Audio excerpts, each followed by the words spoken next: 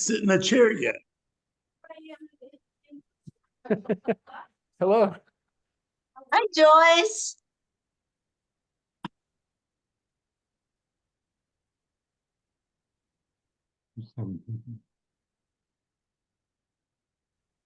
No, I went by a gas station. Yeah. I didn't understand what it was. I forgot. You forgot already. A blue one and a gray one. Yeah. Yep.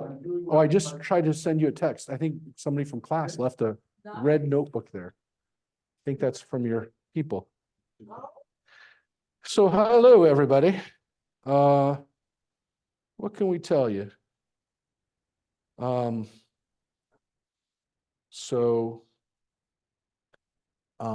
Yeah, it's not raining today, but oh, John saw it during the day. You saw the river in the back.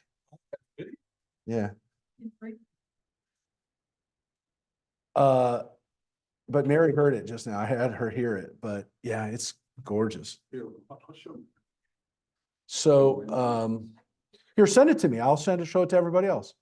Drop it onto my computer. I'll share it right now. I can share it with everybody.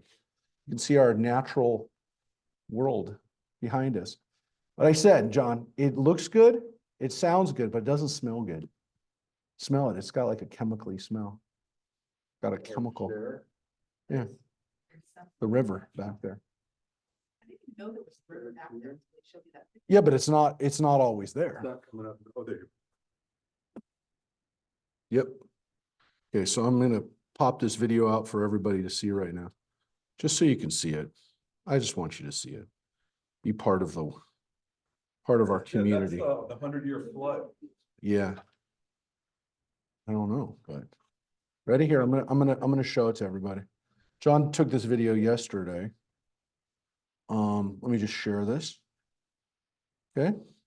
Let me share video.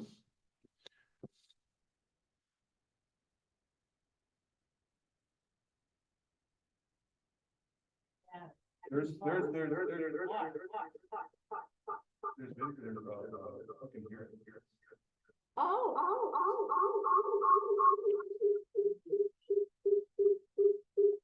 One second. Yeah, it's picking. How far behind us is that? Not far. It's right there. You know, there was a bridge there. Yeah, there's a little walking bridge and you can ride your bike over it too. Yeah, I mean, it's a bike path, the bike We used path to is- ride over that all the time. Never Harvey, saw you did. that It's- much water. It's really, really beautiful. Harvey, did you ever, Harvey lived, well, he doesn't live, Harvey and Sharon don't live here now, but they lived here for decades. Before there were any Jews here, there were the Kales.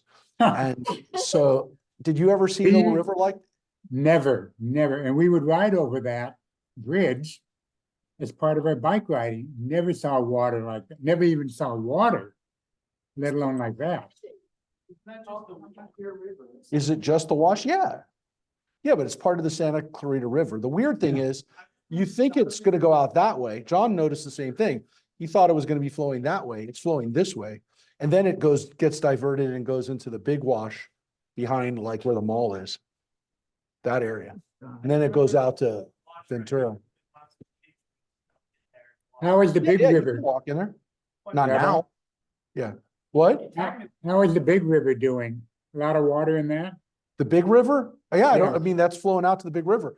I haven't looked, but you know, you have to almost, it's weird. You almost have to get out of your car to look at it or walk or ride a bike, and then you can see it. But yeah, it's all happening around us, but you just don't see it unless especially if you're on the bike path, you see it. It's gorgeous. I mean, you know, we've been biking a lot since COVID lockdown times. We started biking a lot around here, and we have the best bike paths in Santa Clarita. I mean, it is unbelievable how beautiful our bike paths are. It is a real treasure of this community. I mean, it's really I think it's one of the greatest parts of Santa Clarita is these bike paths. I really Totally do. agree. Right, Harvey? Totally agree. The sales. Both, but we don't actually ride on the paseos that much because no, the paseos, well, Harvey will tell you, they're a little bit more congested. There's people walking, but we have dedicated bike paths Yes. that kind of go along the same route, and they're just That's while they're there, are people that were biking there. And so they're very flat and they're easy to ride. And the paseos sometimes are, you know, you got to look out for people walking and, you know, it's not, I don't think it's really ideal for riding bikes, but the bike paths are, and they go all the way up San Francisco. You can go up all the way to Copper Hill, all the way to Copper Hill. That's a great Go little all the ride. way to Saugus and to Canyon Country. Yeah, Okay, so those REI bikes good, $900. the RE, I don't know. I think, I'm not sure. It sounds too cheap, but I don't know. I didn't see it. I didn't see that. But I think the price point for really good bikes, what's it called? E-bikes is about 1,500, 1,600, but maybe there's a cheaper one. I don't know, but that like we have that lower end, but you know, they go up to like 25, 30,000, 35, but the ones we got are good. But they're not great. I mean, I'm not saying the ones we had are the fanciest, but you know, they're good. And we've had them for 3 or 4 years. Harvey also hooked us up with a really good repair person over here in Valencia. And so he repairs them out at his house, a nice guy. And he's still, Harvey's a master. He is also he's a bike enthusiast, but he's really knows what he's talking about. Right, Harvey? Right. He also doesn't mess around with electric bikes. He thinks we're wimpy, kind No, I of don't. soft. He thinks we're soft. Sharon said yes. It's okay, Harvey. You can look down on us. You're much fitter than us. So we don't take it personally. It's on us. But yeah, the e-bikes are phenomenal. They really are. They definitely make biking accessible for people who are gonna dabble. Let's put it that way. Yeah. It's good for dabbling. And it's cool when things like that happen, where like, you know, there's certain, you know, like if you're painting, you can't just dabble. Oh, I guess you can do like paint by numbers, but if you're gonna get serious about something, you gotta put in time. But like certain things, technologies come along and help somebody who's a dabbler, you know, get good at something. And those e-bikes are one of those technologies that I think are really help the dabbler. Still in great us. exercise. Mhm. So anyways, that's the situation of biking today. But we have, without a buildup, I will tell you that I'm glad a lot of people are with us. There's a few people with us on Facebook. There's about 8 people already with us online. But I will tell you that today we're going to read one of the best lines in Pirke Avot, one of the best lines I think in rabbinic literature, one of the best lines of advice that I've ever heard. And it's safe to say that I'm not the only person who says that. Actually, I'm going to show you one of the commentaries that says exactly the same thing. But we're starting the beginning of chapter 4 of Pirke Avot. We're actually about 2/3 of the way through it already, because there's 6 chapters. So we've gone. We're going to get into chapter 4 today. But honestly, and I don't know how long we're going to talk about it. We could talk about this class and next class, because it's one section, it's one little paragraph, but it's got some great stuff. So without further ado, I'm going to put that back up, the Pirke Avot section that we're going to read. Ooh, why is that doing it? Okay, I'm sharing sound. Okay, so this is the section that we finished with last week. We finished with this long section from Elazar ben Azariah, who says, where there is no Torah, there's no right conduct. And of course, he said, Ein kemach, ein Torah. Where there's no bread, there's no Torah. So we talked about that, those great ideas of you need to have both sustenance, physical sustenance and spiritual sustenance, but you have to have a life, and you have to be well-rounded. The causality, the relationships between some of these things, that's going to get to the one we're about to do. But there's one more that we didn't read from chapter 3, and we're going to read this one. We didn't get into this one. Now, this one is not one of my favorites, but it is interesting, and it does give you a little prism into the mindset of at least some of the rabbis. But this one is the last one in chapter 3. And it says, Rabbi, it's interesting, but It's compared to what you're about to read. Rabbi Eliezer Hizma said, the laws of mixed bird offerings and the key to the calculation of menstruation days, these are the bodies of halakha. The calculation of the equinoxes in gematria, those are the desserts of wisdom.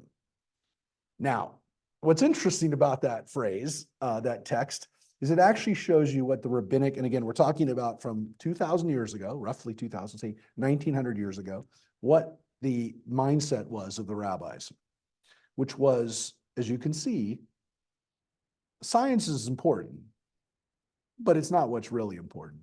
And they go even more specific. There is science within halakha. There is science within Jewish law, right? He says the body of halakha, the body of it, the entree, because he says the words dessert, or parparot here, which they translated as desserts, can also be condiments, which I think is probably what he means. So the hot dog is this stuff. The stuff you put on top of the hot dog, which is important, got to have good condiments, right? But that's not the body of it. That's not the bulk of it. That's not what really counts. That's not what you're sustained by. And what's interesting is he specifically picked parts of halakha that are detail-oriented and really, to some extent, the scientific part of it. He didn't take the laws of sacrifice. He didn't take the laws of the 10 Commandments. He didn't talk about the laws that like everybody knows. He took up laws that really only like really dig deep kinds of halakha, which is also, as he said, connected to calculations. What is halakha? Jewish law. The Jewish law, so the ideas of halakha, of Jewish law is mixed bird offerings is not even sacrifices, right? It's the calculations of like what bird goes, what bird can you use as a sacrifice even. I mean, these are like minutia of Jewish law. They're minutia. And he's saying the minutia of Jewish law is more important than the science that you would learn within wisdom, within the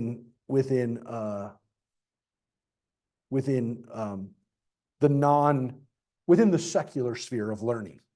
So he's saying, to some extent, Jewish law is so much more important that if you take the stuff that like most people just their eyes glaze over when they talk about it in halakha, they said that's more important than gematria and the equinoxes. What's gematria and the equinoxes? That's the calculation of science, right? That's literally in the ancient world, that's how you understand.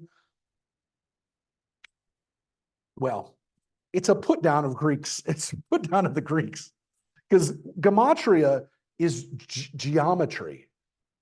We also talk about gematria as the science of calculating Hebrew letters.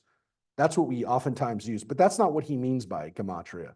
He doesn't mean that. And we know that because the tikufot, which are the seasons, it's not just the equinoxes, it's the seasons. It's the calculations of seasons, which is interesting because that's 3 weeks from now, we have the vernal equinox. But the calculations of those things that the Greeks would engage in, they're saying is less important than the key parts of science are less important than these details of halakha.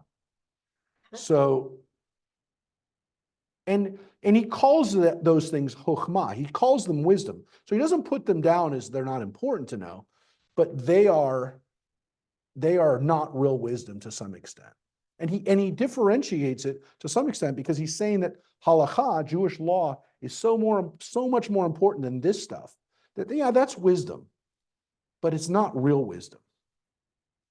So that's kind of what he's saying there. And you can understand why from that we have a problem in, let's say, ultra-Orthodox schools in New York. And this is a problem where they were not teaching basic science. They were not teaching basic math, and they were teaching Jewish law, and they got caught. They got caught by the government basically saying, Yeah, but you're in high school in New York, you have to meet basic standards. And you're actually, to some extent, engaging in child endangerment because you're not preparing students for life. And their feeling was, that's not the stuff that really counts. And this was the problem. It's not every Orthodox school. It was in some ultra-Orthodox communities that this was happening. And it's tough because they were already private schools. It's not like it's not like this was some weird thing where they were taking advantage of public schools and like doing some kind of weird charter school or some weird voucher system. No, these were private schools that they were administering, but they were administering them in New York. And they said, look, even if it's you're a private school, you're licensed to have a school, you got to teach basic math. And this just recently happened. This wasn't like 20 years ago. But it comes from this type of teaching. So this has always been an issue. Yeah, a bit much. It's a bit much. And it has one of the things that kind of separated modern Orthodoxy from ultra-Orthodoxy was this understanding that we have to teach science. We have to make sure, and that was a split within the Orthodox world to some extent. And really, we don't see it in this part of America, but in New York and in Israel, it's a big issue because within the Orthodox world, there is this dividing line between how much science and how much math and how much secular information you're being exposed to versus, again, you're taking away from Torah learning during this time.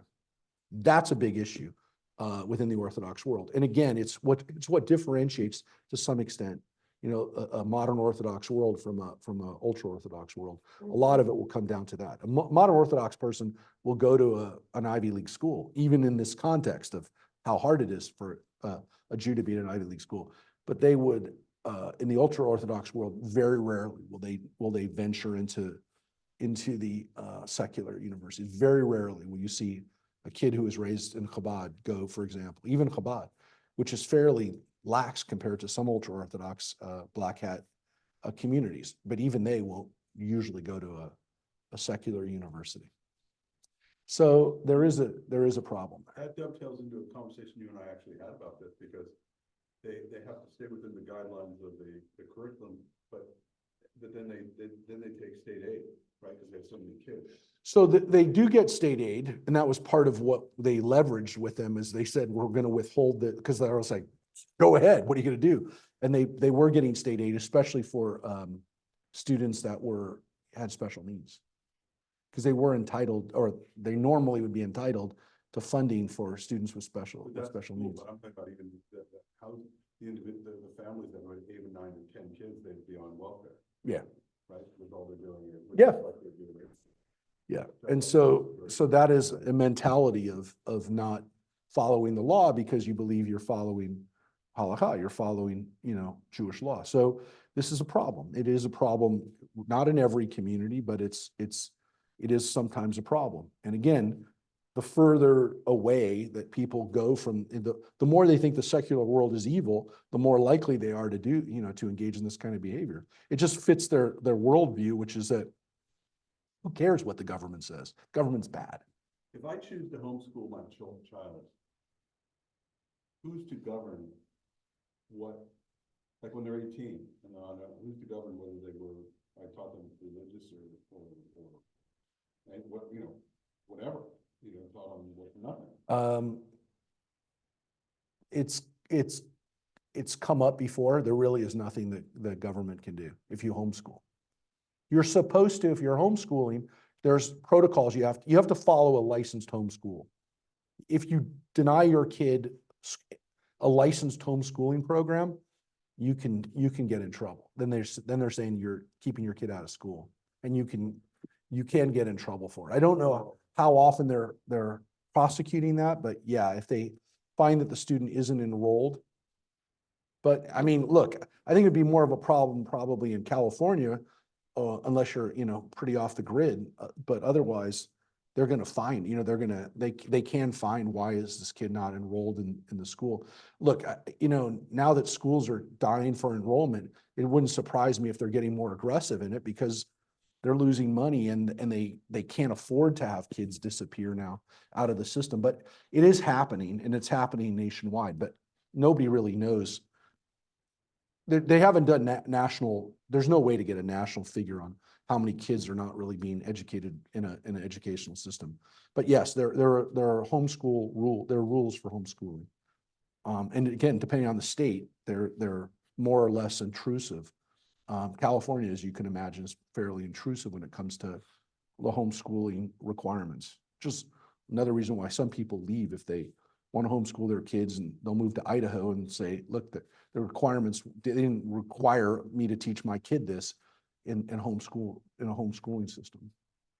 So yeah, not my favorite of the Pirke Avot. What's interesting is the next one is, and it's most people's. Yes, John, you were to say something? No. Okay, so this is the way chapter 3 ends. Chapter 4 begins, and you can see this is the paragraph. So this is the paragraph. And so it's not very long. And as you can see already from the Hebrew, it already has references. It has 4 different quotes. It's quoting Tehillim, which is Psalms. It's quoting Mishle, Proverbs, Tehillim, Psalms, and then Shmuel, the book of Samuel. So you can understand these are kind of wisdom books and insight. I mean, Psalms is both songs, but also kind of wisdom. Mishle, Proverbs is all wisdom. But Samuel, interesting. So let's see what this happens. What happens here? Where does this come from? Well, this one is the Ben Zoma text. Ben Zoma said, I think we'll read it all the way through and then we'll deconstruct it. Ben Zoma said, who is wise? He who learns from every man, as it is said, from all who taught me have I gained understanding. From Psalms. Who is mighty? He who subdues his evil inclination. As it is said, he that is slow to anger is better than the mighty, and he that rules his spirit than he that takes a city. Who is rich? He who rejoices in his lot, as it is said, you shall enjoy the fruit of your labors. You shall be happy. You shall prosper. From Psalms. You shall be happy in this world, and you shall prosper in the world to come. So that's an actual additional thing there. You shall be happy and you shall prosper. Who is he that is honored? He who honors his fellow human beings, as it is said, for I honor those that honor me, but those who spurn me shall be dishonored. And that's a line from Samuel. So this is a very powerful text. It's a 4-fold text. It's a 4-piece text. First of all, Ben Zoma. We don't know a lot about him.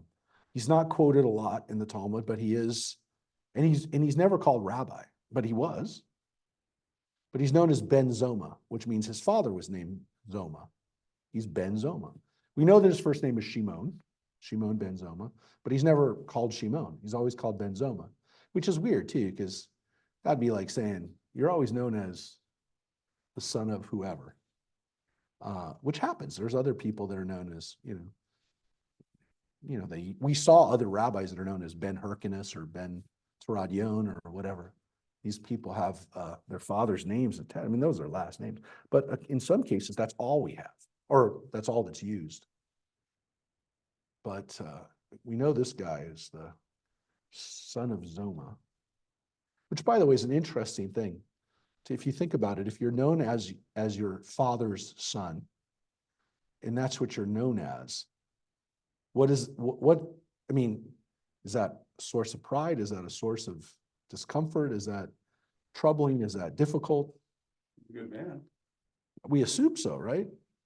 Not all the people that we know their fathers. We actually have like Ben Hyrcanus, for example. We know that, or at least the story is that his father wasn't a very nice guy, but and we still keep his name. But yeah, I mean, we'd assume that most of the time it was a compliment. But it's weird, and in this case, Ben Zoma, we know of him almost always as Ben Zoma. We also know a little bit about him, little tiny bit about him, because I'll just show you this, because it'll say something about Ben Zoma. Ben Zoma. Let's see a commentary about him. Nope. Let's go to this and see what this is. So yeah, here's one. He is famous for being one of the 4 rabbis who entered into the Pardes, the mythical orchard. Remember the story of Rabbi Akiva and his friends that went into the garden? They entered the garden. The experience was too much for Ben Zoma. He went crazy. Well, his colleague, a guy named Ben Azai, who was also known as a Ben Azai, he died. Another one became an apostate. Now it's Acher, right? That's Acher, Elisha ben Abuya. And we don't even call him by his name anymore. We call him Acher, the other. He became an apostate. He left. He went to the dark side, literally. I mean, it's called Acher after that. The only one who came out was the great Rabbi Akiva. And so Rabbi Akiva was one of his teachers. So Ben Zoma was a little younger than Akiva. So Akiva dies in 135. So right around 120 is when this guy goes crazy. Yeah, look at this. In my humble opinion, the advice that he gives is among the best and most useful advice ever given. It's pretty heavy, right? But I agree. I think this text is pretty well. So Ben Zoma does not have a good ending either. And the Pardes experience, whatever he saw there, was too much for him. He went crazy. He had a bad trip. Bad trip. So yeah, only 1 out of 4 came out of the experience okay. So let's look at what he said. Well, we just talked about chokhmah. We just talked about wisdom, and that's the word he says. Ezo hu chacham. Who is smart? Who is wise? I don't want to say smart. Who's wise? Because wisdom implies learning from experience, learning from around you, learning from other people, which is what he actually says. The person who learns from other people. And the quote he uses from Psalms is a quote from all who taught me I've gained understanding, which is kind of the proof text, right? But what's interesting about that text, kind of taken out of context, obviously, as most quotes are, but what it tells us is that learning comes about from lots of people. Because it doesn't say from every Jew, it doesn't say from every Israelite, it doesn't say from every Jew. It says Mikol Adam, from every human. From every human. It doesn't even say Ish, by the way, which could be man. Every human. We learn from every human. So this tells us that, which we'll see in other texts, that every person has the ability to teach you something. It doesn't mean always necessarily, at least in my understanding, that you learn from them, what to do. Sometimes you learn what not to do. Sometimes the lesson the person teaches you is, oh, I'm not going to do that. So sometimes the best lessons are not necessarily, doing the same thing, maybe doing the opposite, but definitely learning. And I really do feel, I believe this so strongly that I love learning and I love people teaching me things. And I love the ability to listen to somebody and to say, oh, I'm going to do that, or that's a good idea. I should maybe take that away from this experience with the person. And I never know when it's going to happen. I'm never quite sure when it's going to happen, or like, sometimes I'm in a place and I like the idea that I'm going to walk away learning something is the furthest thing from what I thought was going to happen that day. And sometimes I'm just blown away by the lessons that I learned from people that I never thought it would happen. So, and it's not because, again, like I knew maybe I didn't know the person. I mean, the wisdom is out there. I told you, I started wearing this number because you know, 2 weeks ago, I heard a woman speak, Rachel Fish, Dr. Rachel Fish, was talking about Jew hatred. And I saw her wearing this and I was like, that's important. That's something that I can do. And you'd be surprised first of all, how many Jewish people have no idea what this is. And as soon as I say it, they're like, wow. And it's powerful. And then people will show me what they're wearing. Maybe they're wearing a little ribbon or they're wearing dog tag or they're doing something. They have something. A lot of Jews have a little something now. A lot of us are now wearing. Some woman told me she's wearing a ring that she had in Hebrew. You know, a lot of people doing this now. But I saw that and I took that away. I said, that's brilliant. And like people say to me, like, you got a sticker on you, you know. Somebody today said, 138, you know. I tell people, say it's not my weight. Somebody else, now they're saying, is that your IQ? I go, yeah. And I'd be wearing that as a sign of my IQ, that how smart I am. I'm going to wear my number on here. It is an interesting thing, but people will be cute about it, you know. And I won't like respond, hey, you know what this is? Like, I don't get serious with them, but I'll just nod anyways. But that was one thing I took away. And the other thing I took away from her talk, by the way, was I'm not using the word anti-Semitism a lot. She made a really good case why we shouldn't use the word anti-Semitism anymore. And she's a proponent and look her up. I mean, she's got some great talks and some great articles. Rachel Fish is her name. But she says we really should be using the word Jew hatred. Mhm. And I've been adopting that. Fox News is doing that now. They're more and more sites are calling it Jew hatred. And the reason, it's just in a nutshell, is that Jew hatred, first of all, is what it is. Anti-Semitism, like, what's a Semite? What's a lot of times people think like maybe the anti thing is like, I'm not supposed to be in favor of bigotry. So am I anti-bigotry? Am I anti, am I anti? Yeah, I'm anti. But so people like don't really process what anti-Semitism means. So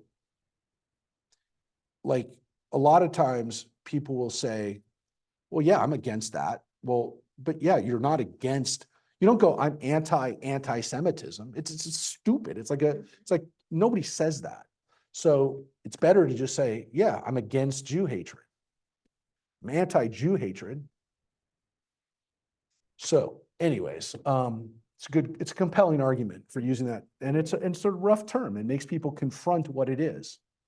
And so I'm definitely using that more. And that was her little wisdom that she shared. So it's important to be able to be open to wisdom and to learning, right? To growth, right? That was one of the things too that always struck me about Lee, right? Lee always was looking to learn more, and even into his last days, he was always looking to learn. We talked about. Yeah, it's true. So it's one of the things that struck me and kind of also inspired me to say, look, this isn't a little thing. It's one of the keys to having, a good life. Look, Lee embodied pretty much all of these.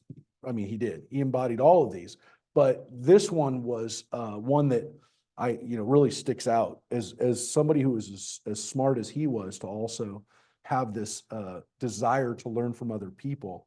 I found to be very inspiring and humbling. Right, it was a humbling experience to say I can learn from this person, and why would I not? Why would I not give myself the ability to learn? So yeah.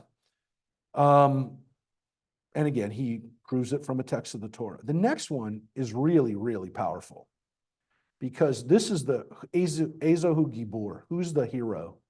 Who's the strong person? In Hebrew, the word Gibor is both hero and strong, mighty. Vura is strength. So he's saying, who is strong?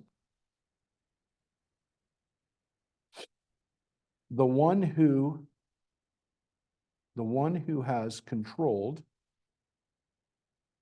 his yetzer, his inclination, and we understand it to be the evil inclination. We never talk about the good inclination. I know, seriously. Whenever the Bible, not the Bible, the Talmud talks about, the Bible doesn't really talk about yetzer, but the Talmud does, the rabbinic literature does a lot. And the yetzer is the inclination, and again, specifically the evil inclination. We understand that we have both a good and an evil inclination, but we really are concerned with the evil inclination. The good inclination, we're not really too worried about controlling that. The good inclination, we're not worried about it. The evil inclination, we're worried about controlling. By the way, the rabbis are very specific that you need to have the evil inclination. The rabbis actually go through a interesting teaching elsewhere in the Talmud that says, if we didn't have an evil inclination, we wouldn't have any reason to get out of bed. Our desire to have some things, to have some success in our life, to have some accumulation of wealth, allows us to go to work. We don't want it to take our control of our lives. We don't want to be driven by ambition and greed and accumulation. There's a lot of stuff in the Talmud, as we've already read, that talks about that. One of the great examples too, they said the inclination, that's our inclination to have sex. If we didn't have that inclination, we wouldn't procreate. So we have to have that inclination, but we have to keep it under control. So controlling the inclination is something that the rabbis talk about a lot. But they understand that if without it, we're not human beings. We have to have that. So it's a little bit like the dark side in that it's what makes us human to some extent, but it also can get out of control. There's a Talmudic saying, which was also then found in a parallel. The Talmudic saying wasn't really popular until we found a Native American saying that said the same thing. So once the Native American saying came up, then like Jewish people said, "Oh, wow, we have that same saying."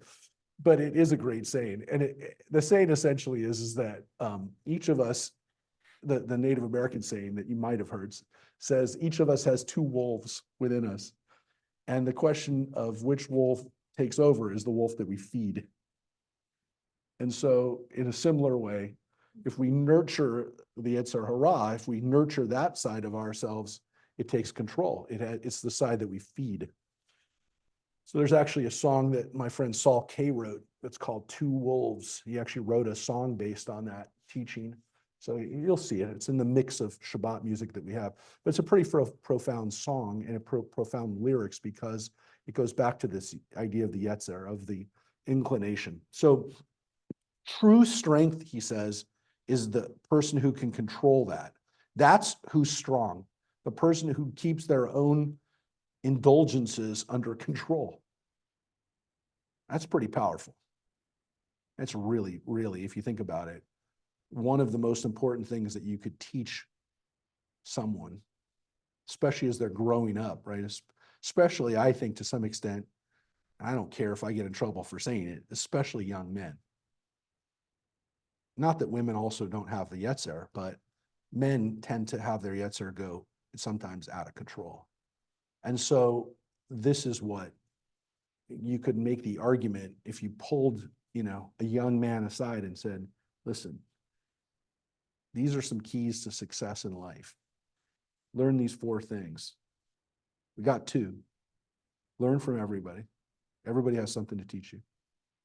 Number 2, again, sometimes it's not to do exactly what that person's doing. Sometimes, again, that's the lesson. So number 2, control your inclination. That's what true strength is. Real strength is self-control. That's 2. Just that would be good enough, right? Either of those two things, both of them are fantastic. We'd say Dayenu. But this one, and again, his proof from Proverbs is, he that is slow to anger is better than the mighty, and he that rules a spirit, and he that takes a city. And that's that's what a hero does, right? A hero goes into battle and captures a city, but he says no. The line from Proverbs tells us that the person who controls themselves is really the most powerful. That's the real power. So those are the first two. The next one, who is rich? Right? He who rejoices in his lot. As it says in Psalms, you shall enjoy the fruit of your labors, and you shall be happy, and you shall prosper. Now, that seems to then be a command. Be happy in your fruits of your labor. Be happy and prosper, right? Be happy as you're working and as you're doing these things. There's a contentment that you should find in life and just living. And so he says, you know, who has that wealth, right? Who has that wealth? Somebody who's happy with what he has. When was this, translated? The translation's probably 100, no, not even 100 years, probably 60 years ago. Because the word shall, I was a legal term of art, it is a command. It's much different than will. You shall do something, so it's interesting that it's, how they chose that. Yeah, and I think it's also, the word shall is John's pointing out, but it's also, it's more of the biblical translation too, which is, you know, shall love the Lord your God with all, we use that translation all the time for the future, the translation of the future tense.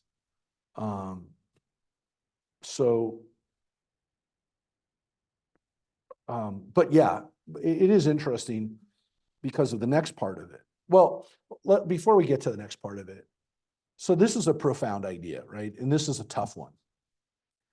Because on one hand, being satisfied with your portion allows you to not be obsessed with getting more and more and more.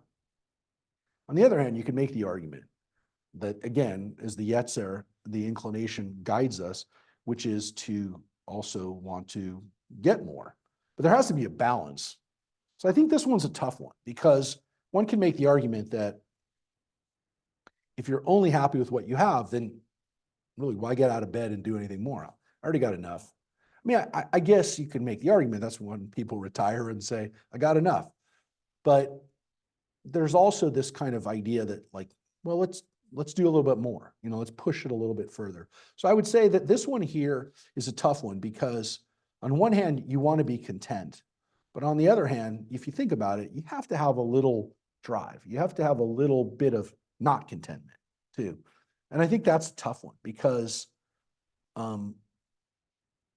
I agree that this is a really great idea. And believe me, I need to dwell on this a little bit. I need to dwell on this. And I do meditate on it, actually. It's actually a mantra that I have sometimes, which is like, how much is going to make you happy, right? And that's what you have to ask yourself that. If you're not happy with that, so I think that there's like, if your happiness again is based on how much wealth you have, it's going to be a problem. And so there's a real understanding that it can't be based on wealth. It can't be based on that. And so if you take that out of the equation and you say, well, it's not really about how much money I have. It's whether that money or getting to that next level is what's going to make me happy, then that's a problem. Is it that the daily activities that you participate in your life can make you happy and you are content with that and you don't have to do other activities also? Yeah, but there, I know what I do every day. I know, but there's a question that people have to ask themselves at a certain point, which is like, you can't, if your money, if what you're doing is just to say you have money, then you're never going to be happy. Right.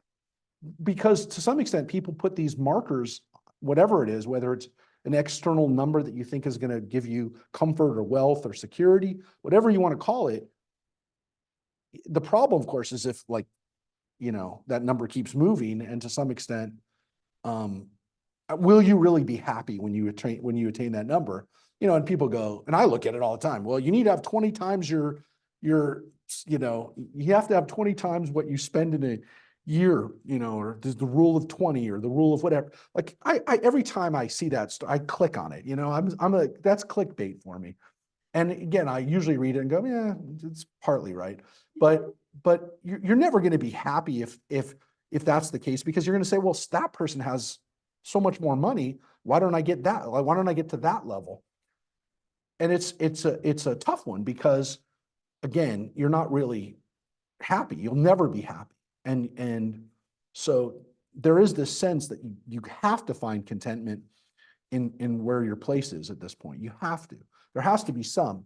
And at the same time, again, there's also got to be something that motivates you to want to have whatever it is. I want to have this vacation, or I want to have this car, or I want to be able to do this. So there's a very fine balance in kind of like motivating ourselves. But what's really interesting about it is the second part of it, because he doesn't just end with, be happy with what you have, right? That would be like, oh, okay, well, that's really simple. But it, again, still good advice. I'm not saying it's not good advice, but his advice is even more profound about this happiness, right? And again, he doesn't really say happy, who's rich, right? But he says it's the person who is happy with what he has, who rejoices, who's happy in his, where he is. But he says, so he quotes a text from Psalms. You shall enjoy the fruits of your labor and be happy, and you shall prosper. So what he says is, understand that line that I just quoted that's not even just the proof text for it. It's actually a proof for another really important thing I want to tell you, which is that your happiness, that's only this world. In this world, you can aspire to be happy. But what you're really doing when you're prospering is you're going to the world to come. And so your real success is not this world at all. That's happiness. That's happiness. Be content, be happy. He's not saying don't be happy. He's saying you should be happy, but that's only in this world. Your real success will be the world to come. That's what you're really working towards. And that is not dependent on how much money you have. So what he's saying is that in this world, however long we have in this world, we can be happy. But no, the real prosperous, the real wealth is in the world to come. He mentions it twice. Yeah, but he says that when you look at, when you split up that saying, you shall be happy and you shall prosper, happiness is great. But real prosperity, where you don't have to, like, I'm going to always be happy, I'm always prospering, I'm always like that's continuous. To some extent, this is what the shall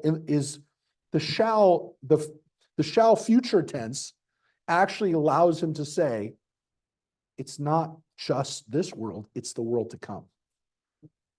How do you bifurcate both cases? Because he looked at the words happy and prosper and said that one of them applies to this world and the other one applies, because it doesn't just say you should be happy. So he says, when it says you shall be happy and prosper, he's talking about the world to come. And what's interesting about that, of course, is that the prospering in the world to come is not dependent on how much money we had, but how much good we did in this world. The real prospering is not income, it has nothing to do with how much money you had. That may be for this world. That'll bring you happiness in this world.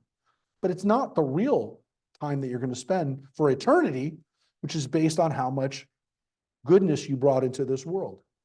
Because again, we can't accumulate the world to come by how much we earn in this world. Everybody knows that, unless we're earning it to give it away constantly. I mean, there's people who do that, but there's an understanding that the real wealth, the real thing that we're working towards. The work, the labor is for the world to come.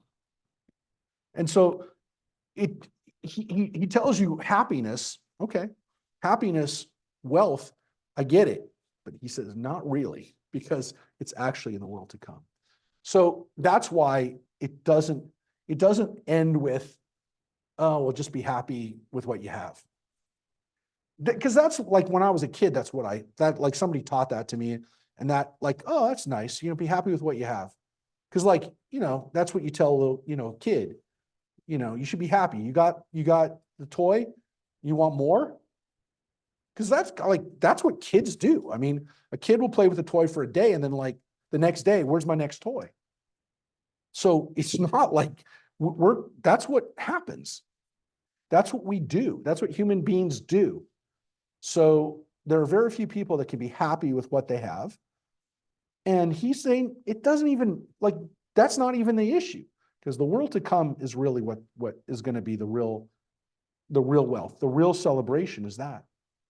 So that's the third one. Who is rich, right? The one who rejoices in his law. The one, and again, this is a pretty powerful thing too. Not just happy, but rejoices is not content, not go, yeah, that's what I got, but to be happy with what you have. That's real, to be joyous. That's the word that's used. Simcha, to rejoice in what you have. That's really profound too. I mean, I just take a look at that word again. Simcha bechelko. Simcha bechelko. This is like happy with what you got and rejoicing with what you got. And not just happy, rejoicing with what you have. That's why it's good to say rejoice in his law. That's a good translation with what he has, his peace. Chelik also has like the intention in Hebrew is like a lot. It's his peace. His peace. This is my peace. Not with just what I have. This is my peace. And the last one. Wow. Who is he that is honored? Who is he that has kavod, right? Who's he that has kavod? Mi kavod. Who's got the kavod? He who honors his fellow human beings. Again, not Jews, not men, creations, other God's creations, briot. Honors his fellow human beings. For I honor those that honor me, but those who spurn me shall be dishonored. So this is an idea that giving honor to every human being is something that we have to do. And it's tough. It's not easy to honor everybody. It's not. But it doesn't say we honor good people or famous people or smart people or wealthy people. It says we honor everybody. And that's a tough one, because it's hard sometimes to find, the piece of the person that we can honor. It's tough. It's really tough.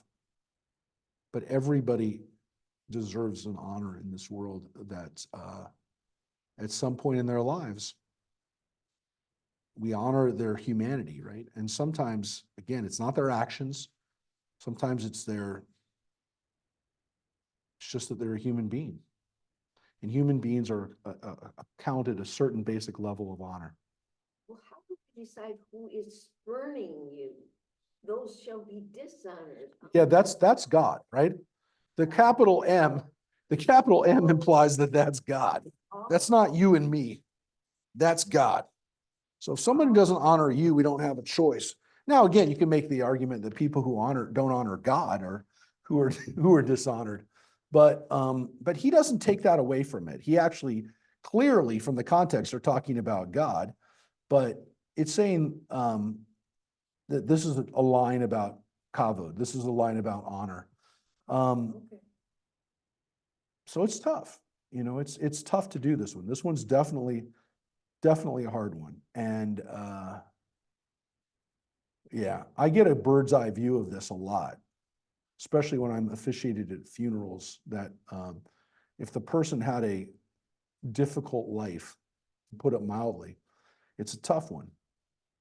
And so I'm presented sometimes with having to do eulogies for people who didn't live a really good life, or at least they affected people in a lot of people in a negative way.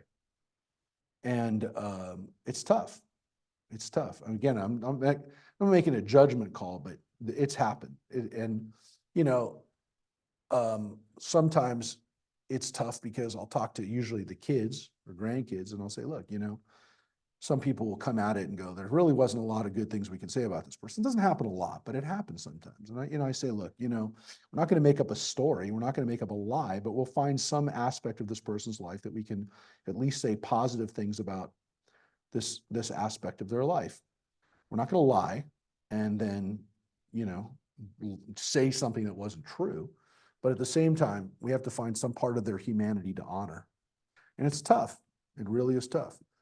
When I would say probably 25 years ago, not long after I moved back, so maybe was a rabbi for a year or two, I did a funeral. I remember it was at Hillside, and the people who asked me were I don't know if they were congregants, but they lived in Santa Clarita, and it was a funeral for the guy's aunt.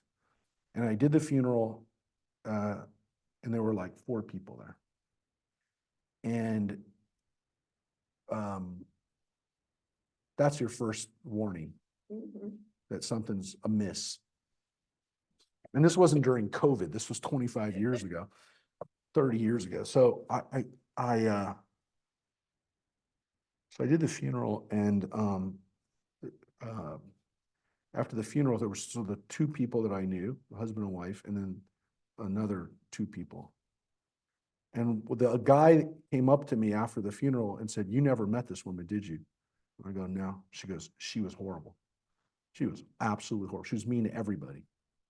I said, "Look, obviously there's, you know, it's clear there's not a lot of people here. This was not somebody that touched a lot of people in a nice way." But I thought about it later, and no one's ever said that to me since. And so what I probably did is I probably went a little too far.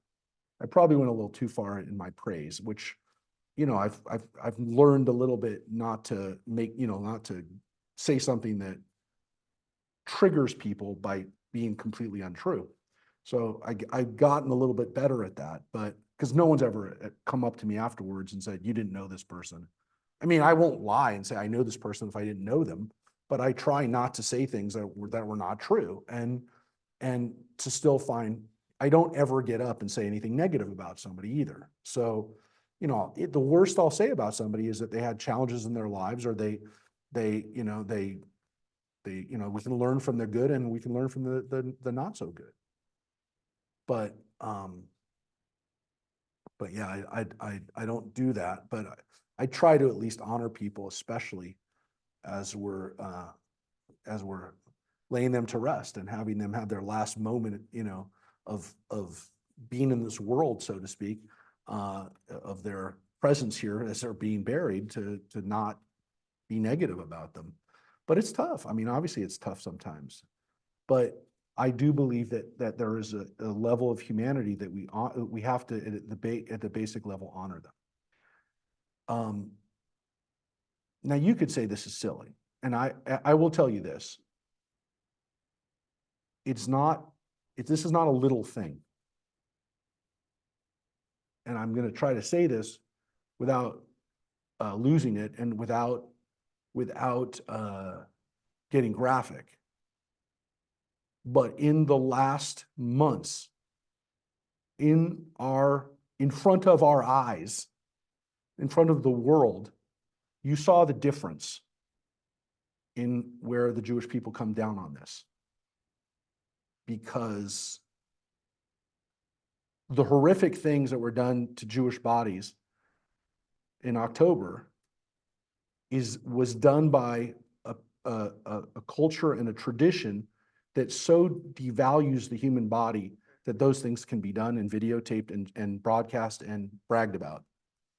When a Jewish person in battle kills somebody, we don't broadcast it. I mean, this was the argument even in America with broadcasting Osama bin Laden.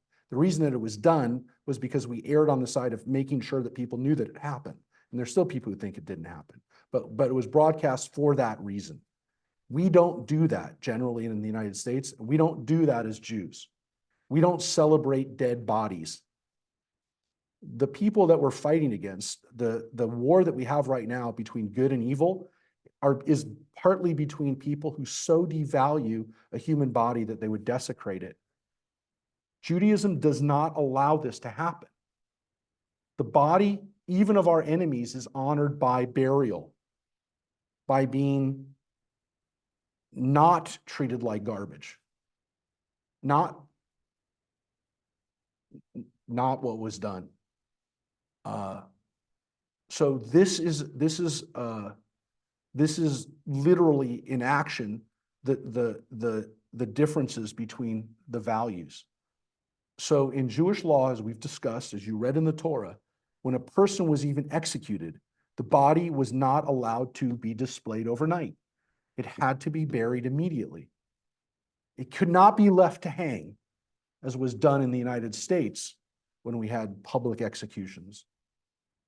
We don't allow that in Judaism, even for the worst, most despicable, heinous acts committed by individuals where they have to be executed.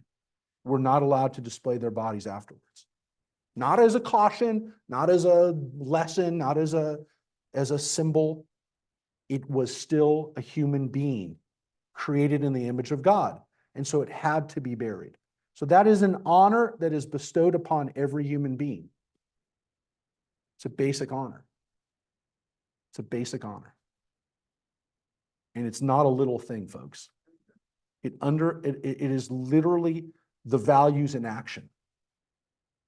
So anybody who wants to argue this with me, anybody who, I've got nothing to say, because it was videotaped and you can see it. They bragged about it. It wasn't a little thing. Make the argument the person's dead. Fine, I get it. Your argument, at some level, I have to accept that.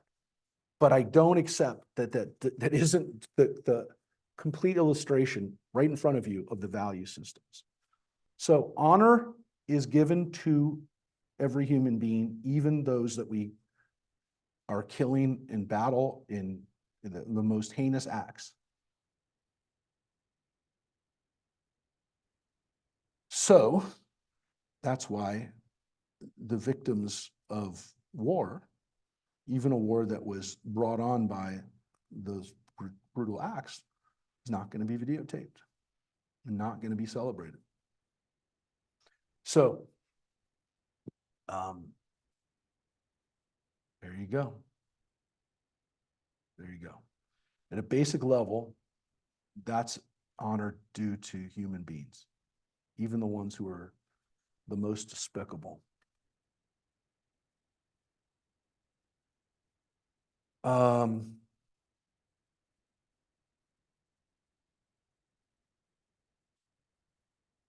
Any questions, comments? I want to just share this, Cheryl and David. This world is the present time and the world to come is the future. Interesting question of the world to come is the future. It is possible. And I do think it's an interesting thing to think about, that the world to come, in the sense of the world to come being heaven or eternal life, may be the future.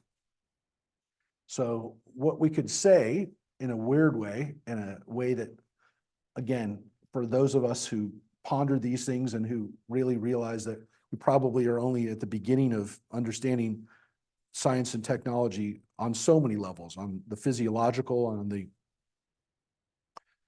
when the spiritual and the scientific come together, we might be, you might be right. Whoever said that, Cheryl or David, the future may actually be the world to come. So that is a possibility, especially if that's when we finally get to the point in time where people to some extent are eternal.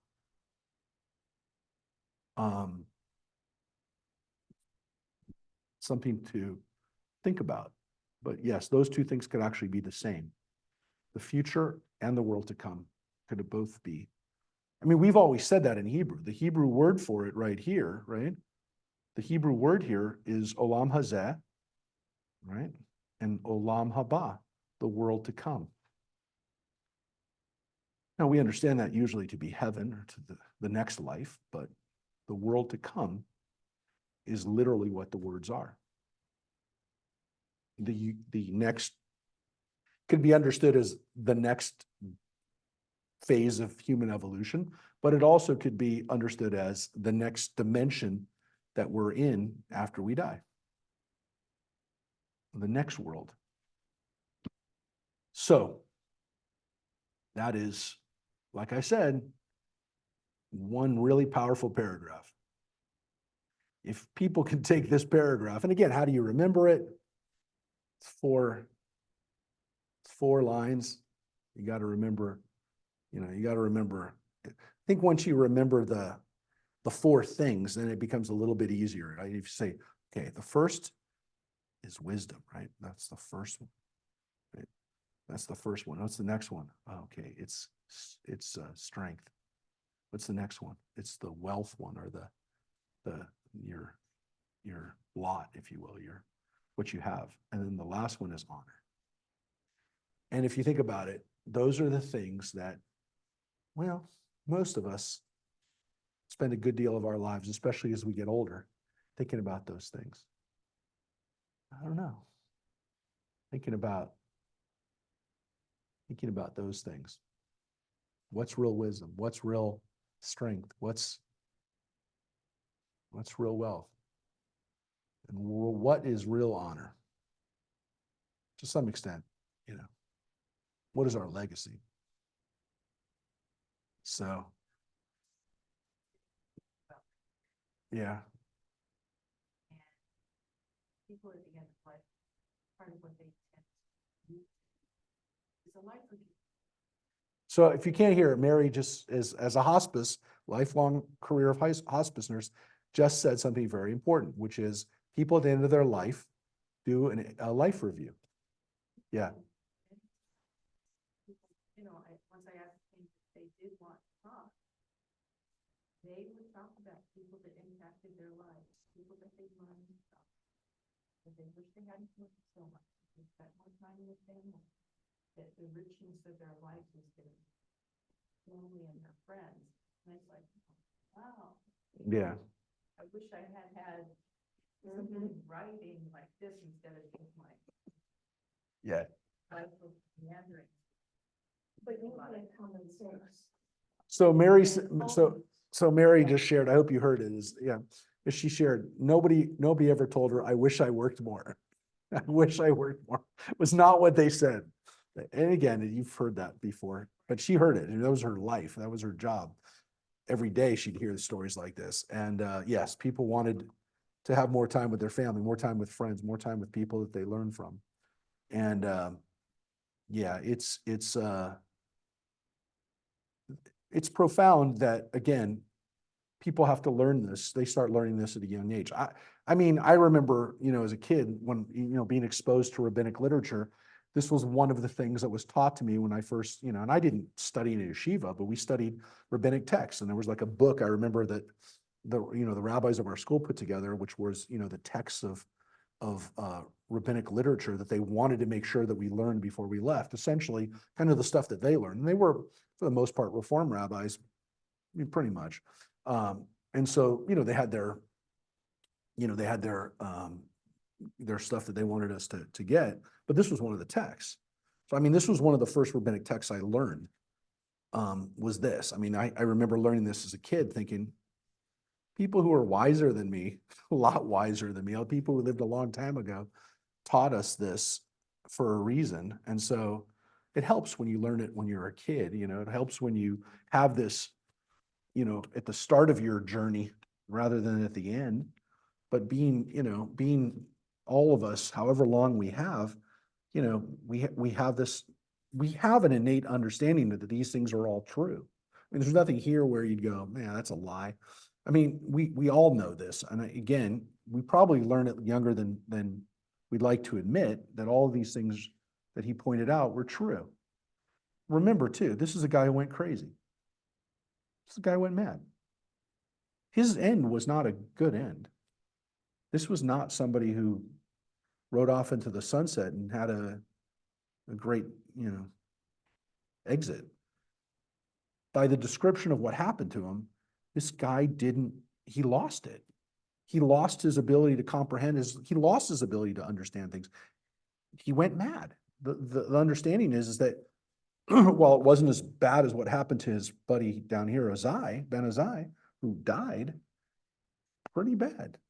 One died, one went crazy, one left the community, one was exiled, excommunicated, can't even say his name. Those are all three really bad things. And that one, the going mad, was like the other two. We don't know, but it was, to them, it was like losing your life. To them, it was as bad as dying. There's not like, well, he only went crazy. That's not the way that the text describes it. It throws it out as if it's like, the list says Ben Zoma went crazy, Ben Azai died, and Acher cut from the community, cut the shoots is what they said, but elsewhere it's very clear what that meant. But yeah, it's not a good end that happened to him. I mean, it's not, he didn't get tortured to death like Akiva, but Akiva was the lucky one. He was the only one who left unscathed. So here's Ben Azai's text. We're going to come back at the very end. I'm going to save you a little bit for this last text we just read, because I got to give you one treat before we leave. I think it's a treat. You'll decide. Ben Azai said, "Be quick in performing a minor commandment, as in the case of a major one, and flee from transgression. For one commandment leads to another commandment, and a transgression leads to another transgression." And I would use the word as it is in Hebrew, mitzvah goreret mitzvah. One mitzvah leads to another mitzvah. Now, technically, that does mean commandment, but you all know that it's not just a commandment. Mitzvah goreret mitzvah. A mitzvah leads to another commandment. A transgression, an avera, which is also, again, can be transgression. It's not a bad translation for the word avera, but it's doing something you're not supposed to have done. It means crossing over. The word ever literally means you crossed the boundary. You went off the rails. Doesn't mean like you committed murder, but it could be, again, not following the rules. You transgress. That's what transgression means, right? It's the same word we use for egress. The word gression means like the way you're moving, what you did. You went over. Progression, right? Transgression. And it says, for the reward for performing a mitzvah is another mitzvah. And the reward for committing a transgression is another transgression. So the causality is there in front of you, right? A mitzvah leads to another mitzvah. And transgression leads to another transgression. It is a great caution, right? It's a great text. You can definitely think about it and go, well, what does that really mean? Well, it's what kind of path you're on, right? It's thinking about this way the rabbis describe this, right? They call the whole thing halakha, which means the way. So we usually translate it as Jewish law, but literally halakha means the way, the path. And it has that idea of gression, of progression and walking on the way. And so the transgression, getting off the path, just gets you further and further and further off the path. And so before you know it, you can't even see the path anymore. And it's really true, again, from my experience, working in the California Department of Corrections for years, most of the people who wound up there, it wasn't an overnight decision. It wasn't a quick decision. It was years and years and years of bad decisions. It was one bad decision leading to another bad decision, leading to another bad decision, to another. And very rarely, And it sticks out in my mind the few times that I met somebody and I'm like, man, that guy was in the wrong place at the wrong, or that guy just lost it in one moment. Very rarely did that happen. 90% of the time, 95% of the time, it was one bad decision led to another bad decision, and the file was huge. Very rarely was there one page in that file. Because, people would tell me their stories and I'd be like, that can't be the real story. And sure enough, they left out, the 50 other crimes they did. But sometimes, yeah, very rarely, somebody would tell me, I'm like, that can't be what happened. And it was. And people just made a bad split decision, made a bad decision in the moment. And by the way, those people were actually usually the ones who understood that they had done something wrong because they didn't want to do something, or they didn't normally do something. The people who had been conditioned to accept these transgressions as just like, it's just the way I live. Those were the people that just were like, it's what I do. It's what I do. It's the way I live. And so some people got used to it, conditioned by it, and they really made no apologies for it, generally speaking. I remember one criminal I met with was an Israeli guy, and he was a smart dude. He was a smart guy. He had a family. His family wanted to make sure he was taken care of, and I brought him matzah for Passover, and the guy was. I mean, he was not a dummy. And I said, what, why are you back here? I mean, it was pretty much drug related, but he said, that's who I am. He goes, I know what I am. It's like, this is what I do. I'm a criminal.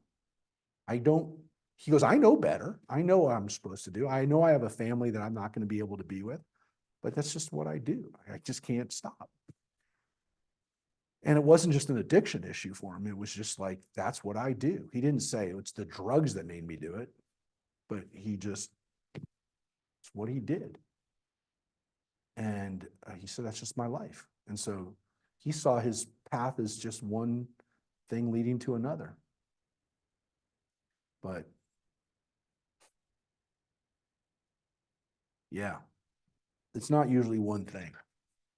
And so then when I see somebody who I know is in a tough situation, I know it usually wasn't just one thing. Sometimes, but a lot of times it's not one thing. It wasn't one mistake, if you will.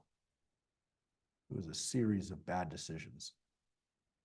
So what do? Well, we make sure we get into the path of doing the mitzvahs, right? Because doing a mitzvah is going to lead to another mitzvah. And this is something that, again, one of the things that especially groups that serve the more Baal Teshuvah communities, the people who've returned to Judaism, especially Chabad and some of the other Jewish organizations, they really stress this, What do you do? Do a mitzvah, do something. Lay tefillin, right? Wrap tefillin. That's going to lead to another mitzvah. Now, I don't know that it always does, which is one of the reasons why I'm not asking people to lay tefillin, but maybe it does. I mean, for some people it does. I mean, I think that you got to have a little bit, it's got to affect your ethical behavior, but it definitely helps when you do one thing and then it gets you to do another thing. But they'll tell people, I mean, Chabad will tell people that. They'll say like, well, do I have to keep kosher? Well, relax, do one thing, start keeping Shabbos or start, doing something and then add the other thing. It'll lead to another thing. And so that's something that they really stress is do something little, light Shabbat candles and it'll lead to something else. And sometimes it does because they believe mitzvah goreret mitzvah. There's a song to this one. Mitzvah goreret mitzvah, avara goreret avera, mitzvah goreret mitzvah. It's a simple song, but it's one that stuck out in my mind as a kid too, as the words that you kind of, you're like, yeah, if I do a mitzvah, then maybe I'll want to do another one. And what's interesting about it is that last part, which is what's the reward for it? Everybody wants to know, what's the reward for doing this mitzvah? Doing the right things. You just did it. Helping someone else. You did it. The mitzvah was the reward. The reward for the mitzvah And this is, again, on the contrary, what's the Avera? We gotta live with that. You gotta live with that now. And it's very, very hard to get out of that direction. And it just compounds both ways. And that's what they're telling you. That's what Ben Azai is telling you. So thinking about the causality, the directions that we're going, the things that we do that then lead to something else. And it all begins, as he says, at the very first line. We don't know which ones are the minor and major ones. Everyone says, well, you better do that because that's a big one. He says, we really don't know. Sometimes you got to start small. Get your way up to the bigger ones. So he says, don't think that that's a minor one, so we don't really bother with that. Do that little one, which again is one of the reasons why, lighting Shabbos candles, such a little thing. It's just such a little thing, but it helps us do something, and it helps open this up to this possibility that, wow, there's ways to bring light to our lives that, like, it's so simple. And that's all it takes sometimes for people to see the light, so to speak, literally, to see the light and say, you know what, that made me feel good. So that's a thing that he tells us to. Don't be so sure that the minor commandment isn't what's going to make the difference. Yeah. So, and he also says, flee from transgression, right? So be quick in this way and get away from those things. Get away from that. Leave that area. Flee that area. It's the perfect juxtaposition for being quick, right? Be quick to the mitzvah and get out of there. Get out of those places where the transgressions are flowing. Now he said something else.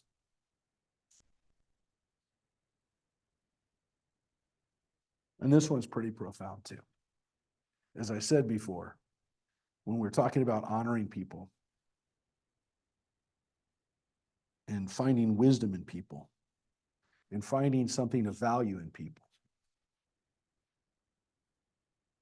he used to say, do not despise any man and do not discriminate against anything. For there is no man that has not his hour, and there is no thing that has not its place.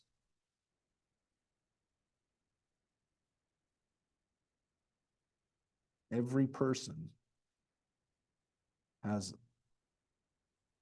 his moment.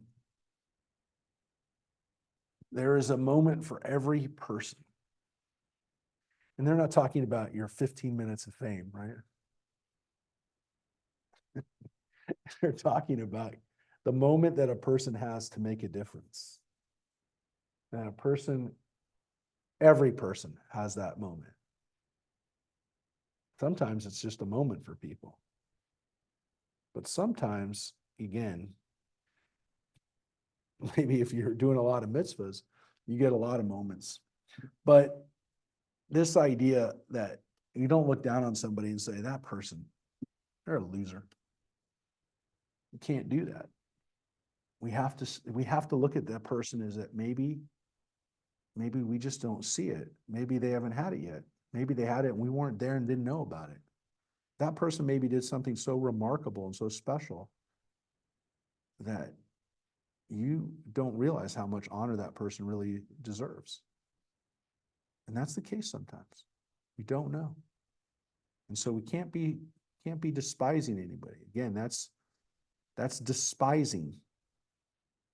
It's not saying you can't like someone. You don't have to like everybody, but you don't despise people because they had done something, which again gets back to the way why we honor them or why we say there's something we can learn from them, because there must be a reason. Why? Because God created them. Say like, well, created a lot of bad people. God created a lot of bad people, but that didn't have to be the way that their lives were going to be. And maybe at one point they didn't always do bad things. So can we honor the part of them that was not so bad? Maybe we didn't know that person. So how can you honor someone you never met? Well, Or that person, that part of the person you never met? that's why we can't be so sure. That's why we can't be in despising them. You can say, look, I don't want to know about that person, or I don't like that, but don't be so sure. Don't be so sure that there wasn't an aspect of this person's life that you didn't know. It might have been okay. That might have been not only okay, but maybe that person saved someone's life. You didn't know that. But I never knew that person. And the person that interacted with me was despicable.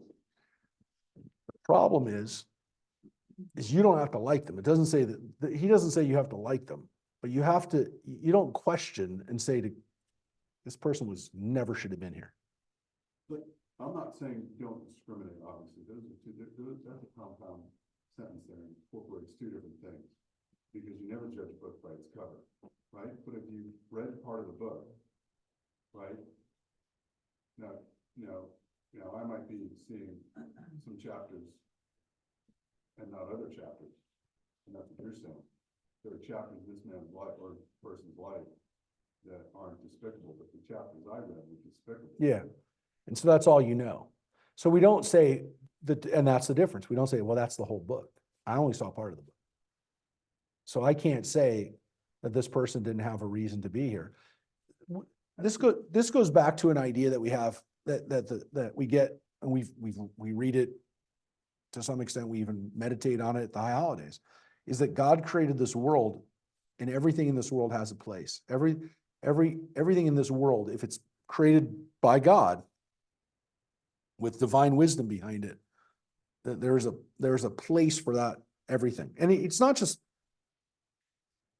He says, actually, it's not just people. It's things. There's a famous line that we reflect on. I always share it at the pet service. It says, when God looked at the world in its entirety, all of the work that God made, God said it was good. And as I share every year at the pet service, the rabbis take that to mean even scorpions, even snakes, even little spiders that you don't like, that you're scared of, they have a place in creation. And God didn't create them by accident. They're here for a reason. The rabbi said that 2,000 years ago. What did we learn?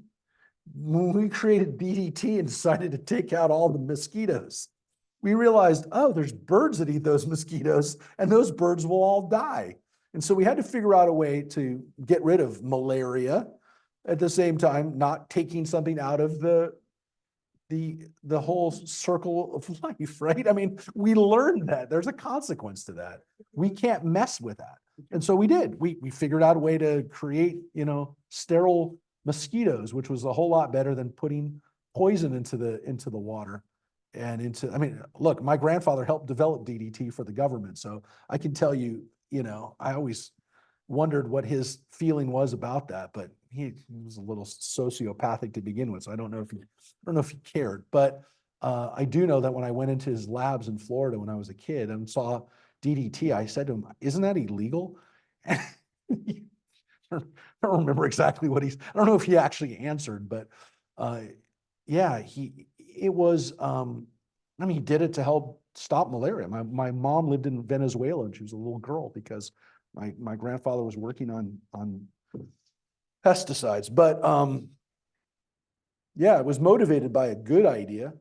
But yeah, we realized that we better be careful about taking things out of this world that maybe there's a reason for them. Maybe we should think about what we step on before we freak out about these things. And again, I don't like scorpions, but I mean, that's my own thing. I don't want scorpions in my house. I'll kill a scorpion. I love animals, but I'm going to kill a scorpion if it's in my house. But I do think that it's a great lesson that we don't look at the world saying, God made a mistake. But he did make mistakes. He made mistakes with Dahmer. He made mistakes. I know what you're saying. So the answer is, yeah, with Hitler. I mean, there's a lot of people we look at and go, and we're like, how could there be any redemptive piece of that person? Because here's the thing, what we know about now is that people don't have to follow we believe, and Judaism teaches us too, that the people didn't have to follow that path. At the same time, like, you also need the example of what not to do.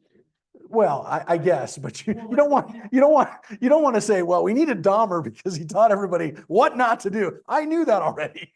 No, Jesse, I know what you're saying. There's, I know.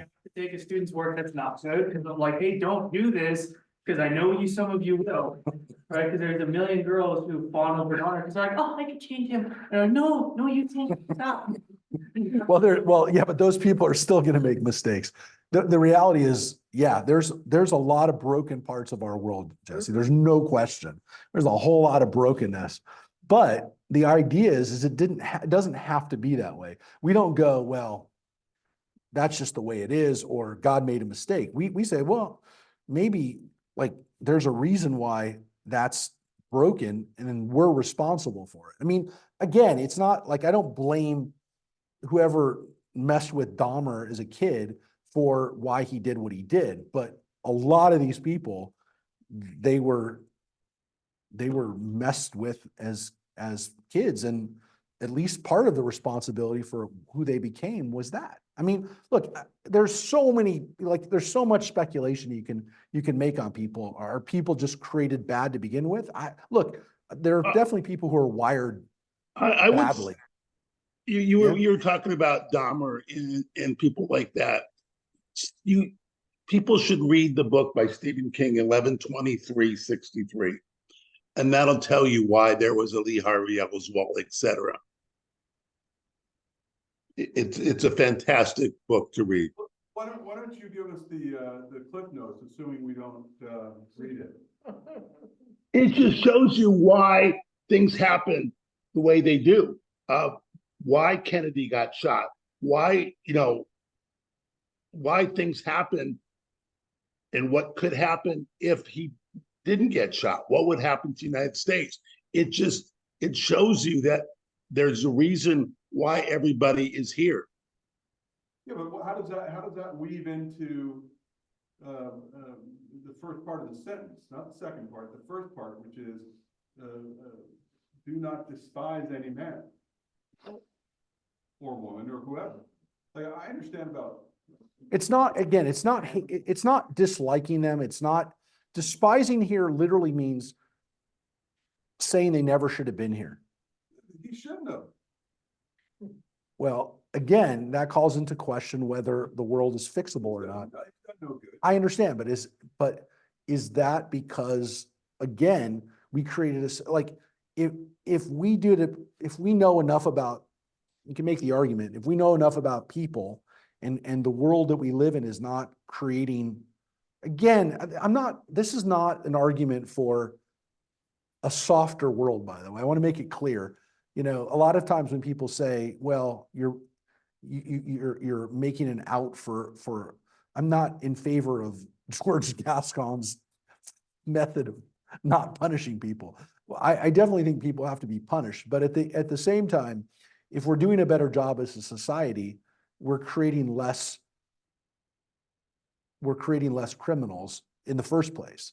So to some extent, the failure of society can be gauged not just in the fact that we're arresting people, but that we are creating criminals in the first place. There's a lot of reasons for it, but. Well, then there's an argument for eugenics, right? You don't even allow that person to be part of society. Well, It's already determined. He's missing a chromosome. He's missing or she or something. okay, so Saying that you don't do it out of hatred. I'm not killing a criminal because I hate him. I'm doing it to protect the good people. yeah. I'm saying don't act out of hatred. The reason for genetics, right, like the Swedish or Not genetics, eugenics. No, but Right, but the eugenics thing is saying, oh, like the Finnish did, is, oh, we don't want disabled kids, so let's just start killing them in vitro. That's an act of hatred, not of compassion. But there's a level here to this, which is understanding that the world that that we create, the world, you know, I mean, listen, there's people who've studied the rates of abortion versus, you know, levels of crime, all these different kinds of things that people have tried to find causality with. The reality is that we know that there's societal reasons why, you know, entire segments of our population have gone off the rails. I mean, we know that it's not racist. It's not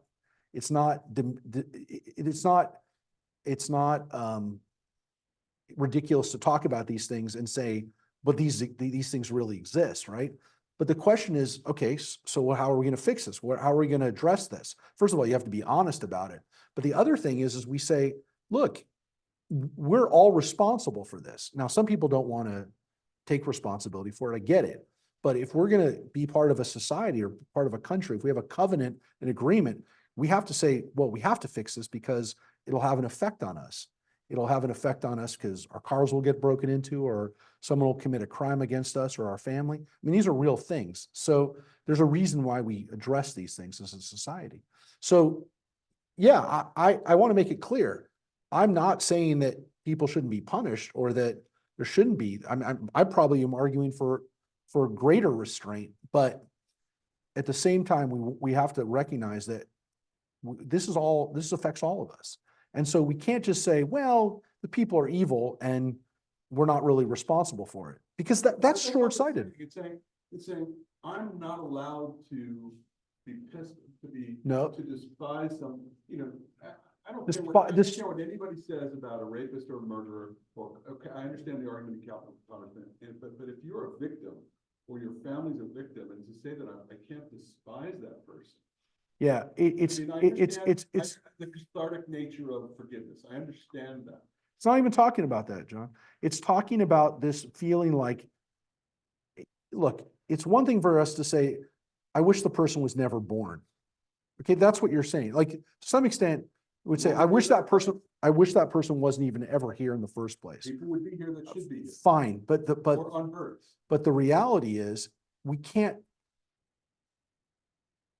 we have to deal with the fact that, but the world we live in is created that scenario, created that situation.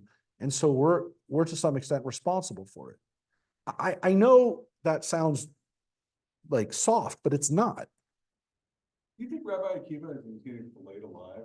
Didn't despise It basically, his understanding of it was that, yeah, he didn't like it, but he did, but it says he didn't. It says that he literally, like the Romans themselves were saying, like, dude, call this off.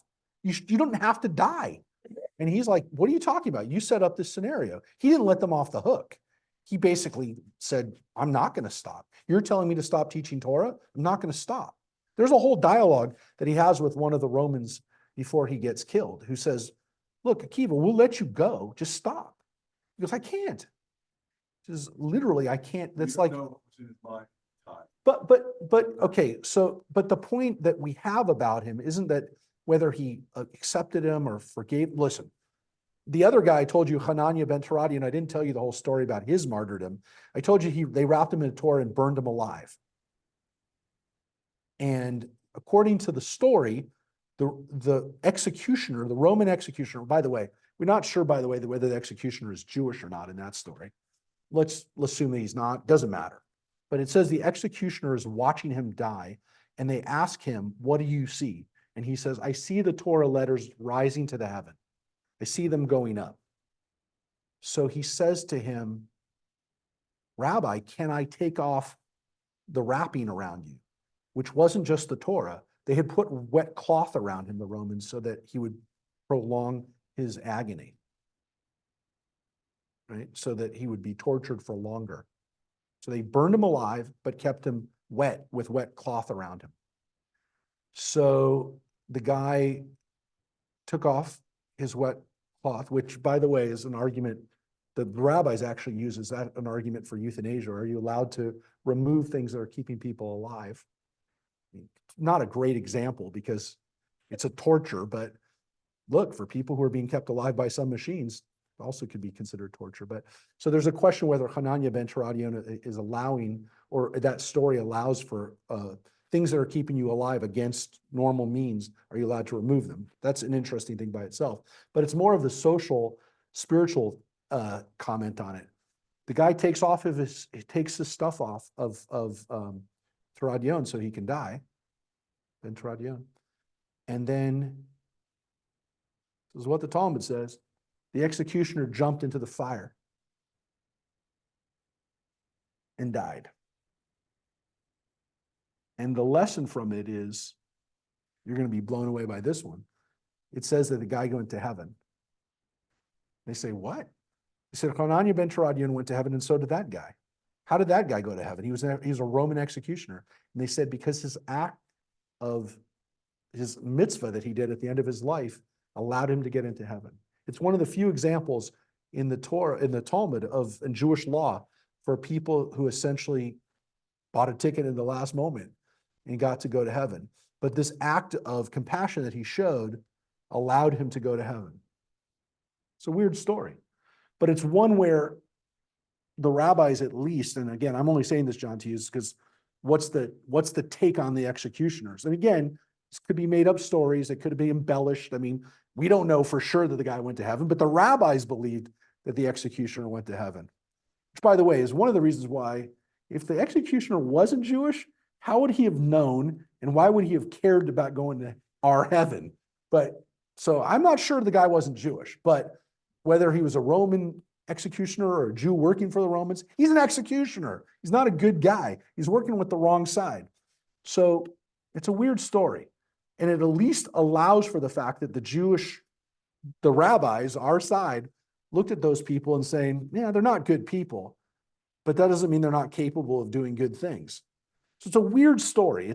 There's a lot of, I only bring it up because you brought up the Akiva story about what he thought about his executioners. We don't know, but we have this other story from the same time, from the same people that has the Hanania ben Teradion. So I can only tell you that we do believe that even bad people are capable of doing righteous things at any moment in time. And what's weird about that is that holds out hope that, and again, we don't know what the reward is. We don't know what the reward is.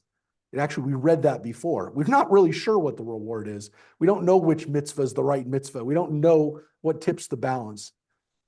But there is this understanding that, wow, you mean it's not over for me. And that, of course, is something that people know about from Christianity, this idea that, you can change and that you can even kind of on your deathbed change. But Judaism has that as well, which is the idea that people are not lost. There isn't somebody who's so far gone that there isn't a redemptive part of them. Okay, Rabbi, I'm going to Yes. bring it up. No one else has yet. What about Mr. Hitler? I did. I mentioned Hitler. Oh, I didn't hear. When somebody said Dahmer, I said Hitler. Okay, Yeah, I that's what didn't we hear go that. to, right? We go to that. So Right. then look, even the Talmud says even there's a few people that are so bad that there's no hope for them. But but they almost say that as like, but they talked about it. They talked about Pharaoh. Did Pharaoh ever get to go to heaven? So there's an understanding that there's some people that are getting they're still in hell, so to speak. And I think if the rabbis had encountered Hitler, they would have said he's still in hell. But this idea that again, there are people who've done such bad things that they at least open for I would say that it's open in their minds. But the idea that a human being is still a human being is something that, like, they never gave up on that, which is interesting because it's not like the person is a monster or is a non-human. They are human, which means they still get punished in the world to come, or they're still a product of God. And so, No, they could be monsters. No. but they're not. We don't say that they're monsters, John, because Then you're all better people. no, because then you're taking their humanity away. And what happens? No. No. I didn't take it. You They took it away. no, you are, because what happens is if you think that a person can't do that, that means that you don't believe that a human being is capable of evil. I believe human beings are capable of evil. I don't classify every bad human being, every evil human being as a monster because I refuse to take away their humanity. I refuse to give them the ability to say, or our understanding or our construct. It's for me, it's not for them, because I don't want to say that that person is different, a different species of human, of non-human. So if you do that, then it basically excuses our behavior by saying, well, you're not one of those guys. No, you are. You're capable of that kind of evil. If I understand myself as not being capable of that kind of evil, then whatever evil I do, well, it's not that. I'm not a Hitler. Well, okay, fine, but but what kind of justification is for your behavior is I'm a different species. I can't do that. I'm not a Hitler. Not levels of monster. I know, but that's why Girl in Texas that just. I understand. I understand. But Assuming. it is an important thing for us to understand, John, that human beings are capable of that kind of evil. And the Torah doesn't shy away from that. Judaism doesn't shy away from the fact that human beings every human being is capable of evil, which then reminds us, we better be careful. Because if I'm not capable of evil, then my excuse is, well, that's not me. It is you. And that's one of the reasons that all of this stuff about seeing the humanity of somebody, honoring them, even like crazy people, we honor them by calling them human. That, by the way, might be the honor, by calling them a human being, which is against our, you're not wrong for wanting to call them a monster. I'm not saying you're wrong. But if we let it at that, then we take away that honor of calling them a human being, then we actually hurt ourselves. We actually diminish our own ability to see ourselves as capable of that. That's what makes me, and by the way, I can also say on the good side, look at what I'm not doing. But I don't do that a lot. I don't congratulate myself that I'm not a monster, or use your word, I'm not a monster. But it does tell me, oh, really? I'm capable of such evil things. And human beings are like, if I take that away, if I take that humanity, if I separate myself from that person, then I'm allowed to almost see them as another thing. It's not so easy. What I'm challenging you to do is to make it a little bit harder for you, which is, I can't diminish their evil by classifying them as a different species. It's a hard thing to do. There's something about seeing yourself as another human being that I think makes us more human. It's tough. It's not an easy thing to do. It's very, very hard to see yourself as a killer, but you have to. Making a person a monster says they're not responsible for what they did, because they're a monster. To some extent, you're right. Yeah. It's a good way of looking at it, because they're wired that way, or they're a different species. It's just being used as an adjective. No, but it can't, but I'm just telling you, but you can't say they're not human. Can't say. That's the whole discussion here. And I'm sorry, I guess I went down a rabbit hole, but I just can't bypass that. To not be able to despise somebody, to remove that from my toolbox of emotion is not. Well, so then use another word for it. It's not a fair remedy. So use a different word. If despise for me, it's just a word. For me, my understanding of it is to say that the person's not human. I'll never turn. It's not tasting. No, it's not. It doesn't take away your ability to punish that person. It doesn't take your ability away from being angry at that person. What it does is it says, geez, you don't do it for them. You do it for yourself. You do it for yourself because you recognize your own limitations. It scares me to think that a human being could do that. It scares me to think that I could do that. But it also keeps me from doing bad stuff. Because I say to myself, wow, how can you be wired to do those horrible things? Like, there's so, John, there's so much. Because they have no I know, moral but guardrails. that's where you literally say, oh, wow. Human beings are capable of crazy bad stuff, but it's still within our capability. And again, that's one of the things that we do is like say, well, how do we make sure that human beings aren't doing that? Because if it's only being done by monsters, then we just have to protect ourselves from monsters.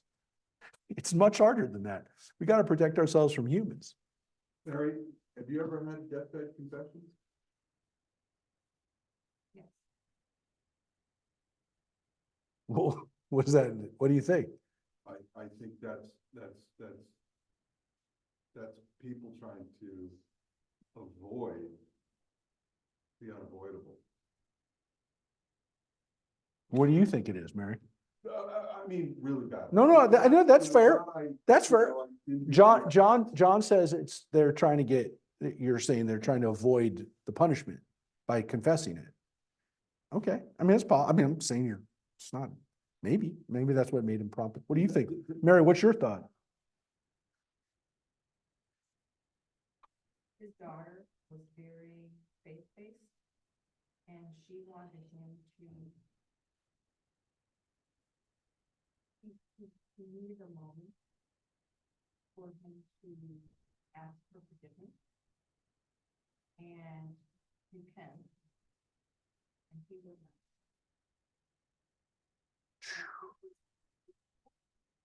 Wow. And Repent for a specific act, for a Or acts. lifetime of. for a lifetime of acts, or whatever. Yeah. And they were despicable acts.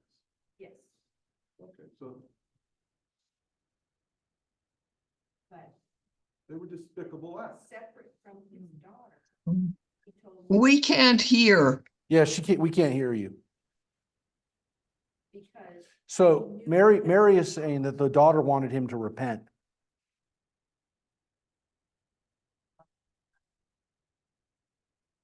So he wanted not to be forgiven. He wanted to be punished for what he did. Wow. She says, I thought about him a couple months ago. There's no honor in the acts, but there's honor in taking on the punishment, whatever he punishment wanted way to later do on. whatever he was doing. Anyway, okay, moving on. Isn't that interesting? Because, Yeah. because you would have thought he didn't want it. He wanted to avoid it. She's saying he actually wanted it. He felt like he wanted to be punished. Yeah. Interesting what happened, sorry about the rub. No, that's an important one because we're talking about legacy here. Maybe this whole text of Pirke Avot is about legacy. Joyce. Always been puzzled when I hear about sometimes psychopathic individuals when they're grown. Mhm. Looking back, it was discovered that they had torn limbs off animals at 5, 6, 7, 8. They did despicable things from a very early age and didn't seem to have any remorse and could not be trained otherwise. I still do not understand that happening at such an early age, and it's as though they were on that path the minute they were born, because as soon as they could do acts, they were doing evil acts. And how do you fit that in with this? Yeah, it's an interesting question, Joyce, because Joyce is asking how would we, if somebody's wired wrong from the beginning, and there's more and more evidence that there's people who, were torturing animals before they were torturing people, and were doing that as little kids. There's an interesting question. Will we get to a point where we understand that there's a genetic component to it? And as Jesse was saying, if we're going to practice eugenics for illnesses, would we, and again, Mike brought up Stephen King, there's other writers who've written about this. Would we create a society where we didn't allow people with those genetic components to come into the world in the first place, if we could test for it? So But then that's, that would even go in there though, because they did studies on psychopathic tendencies, and most people who head Indy 500 companies have socio or psychopathic tendencies. So removing that would be removing a very powerful economic driver. So Jesse, what did we already read today? That's what I'm saying, is everything has a purpose. And we also read the Yetzer Hara. The Yetzer has to be controlled. The Yetzer by itself is not evil. Joyce was saying, like, you have to, that kid who actually, become, like a dominant thing, that shows a failure of the society, because you should catch that behavior when they're younger. Yeah. And teach and tell them, okay, that's not how you do that behavior, let's instead make you super competitive, right? Then they'll be a really good footballer, a really good, day trader or something. Or maybe And they then- need to be isolated from human society. Well, they do once, evil one, acts. We're talking about the word despise. Well, It's 'cause telling me, because do not despise- despise any man, sorry. it's not, yeah, I understand. You're fixated on the word despise. I'm telling you, it's the understanding of despair of the person, wish again that they were never created. And again, you could say, I wish that person had never been here. But the reality is that we have to understand that the person who did this bad act didn't have to, that path didn't have to open for them, which is, they didn't have to follow that path. And to some extent, is that the failure of our society that we've allowed that to happen? Look, they didn't, in the ancient world, they couldn't have imagined that one day, look, if we don't have the technology right now, it's only because we haven't really looked at it. But we have the ability right now to isolate those genes that could be problematic and try to wean that out of our society. As Jesse's saying, is kind of the Talmud might even be saying, even without understanding the technology, we run the risk of losing our humanity by trying to wean the part of ourselves that has the potential to do evil.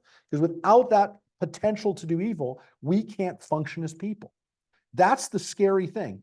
And the rabbis grapple with this to the extent that they basically say, there's a famous discussion. I've said this to you before. The rabbis actually discussed whether human beings should have been created. They literally discussed whether we're so messed up, whether we should have even been here. And did God make a mistake with us? Because the Bible seems to say that God screwed up a little bit. At least it's there in the story of Noah, and it's there other places where God kind of says, people are kind of messed up. The rabbi said, yeah, God, we're messed up, but we're here. God wanted us to be here. So there must be a reason why God wanted us to be here. And so we have to make the best of our existence, even as the flawed creations of God. So they kind of open this up to like, well, we're here for a reason, which is what they say about every human being, what they say about everything in God's creation. There is a place for it. And again, not just human beings, but the things that we see in our world that were created, we're like, why the heck did God create that? Why did God have, and again, in those days, if you got bit by a scorpion, you probably died, let alone, like the other things that people died of in those days. So this isn't a minor thing. It's not like they can go and get a shot now. These bugs and these things were real and they were dangerous. And there were a lot of things that were dangerous back in those days, but they still said, yeah, but God has a reason for that. There's a reason for that because there must be a place in creation for it. And we now know that there is. We now understand a little bit more, and we still have a lot more to learn, that there seems to be reasons for this stuff to unfold. And it's this kind of rabbinic understanding that, like, does this have to happen?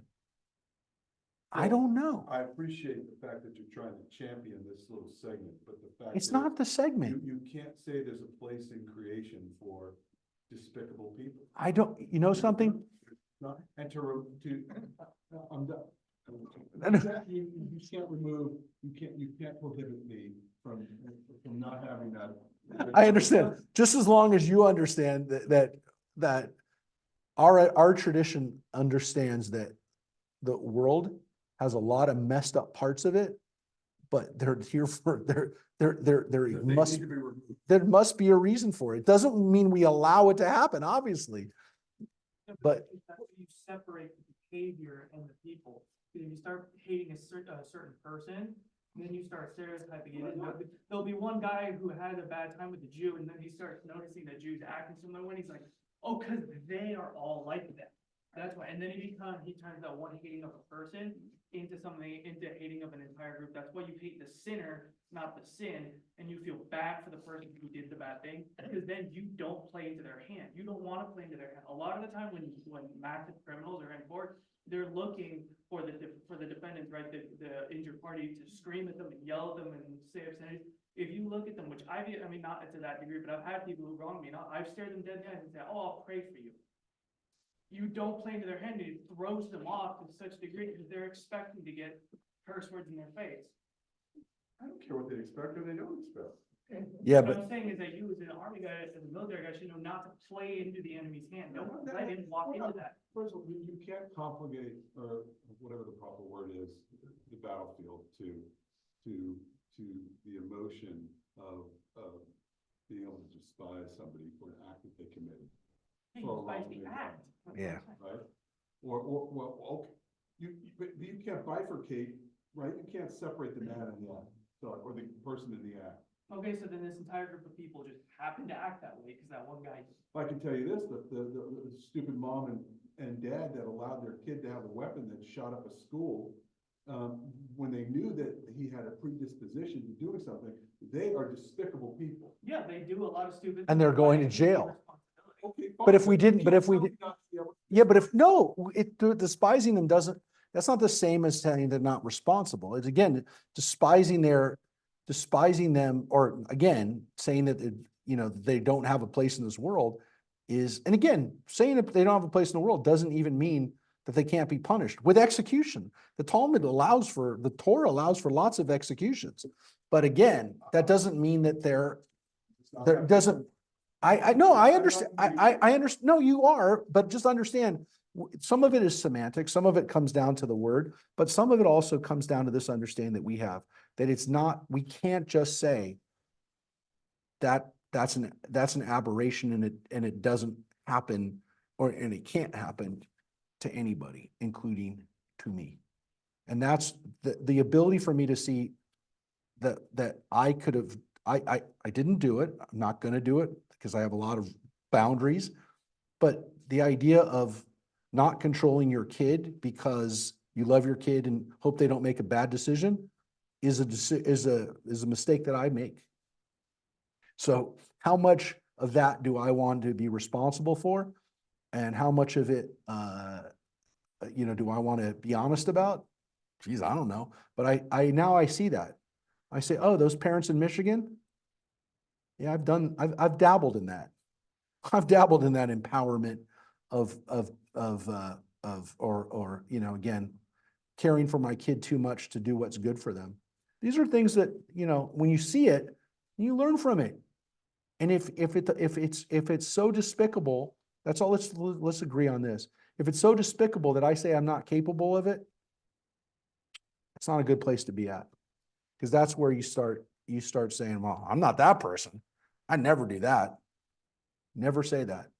Never say that. Never say, You can say you'll never do it, and if you don't do it, you. I understand, but if they're created differently, if they're not me, they're not a human being, then I'd say, oh, I can't, well, I'm not that species.